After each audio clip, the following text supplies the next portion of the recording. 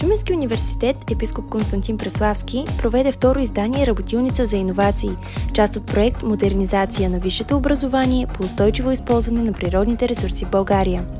Събитието беше модерирано от ментори и експерти в областта и събра студентите в дискусия на тема проблеми и изисквания, пред които са изправени земеделските стопани. Това е инициатива, която има за цел да срещне студенти и работодатели, представители на бизнеса в дискусия по съвременни проблеми и има така за основна идея търсене на съвременни решения в областта на земеделието и растителната защита. Дейностите по проекта са финансирани по оперативна програма «Наука и образование за интелигентен растеж».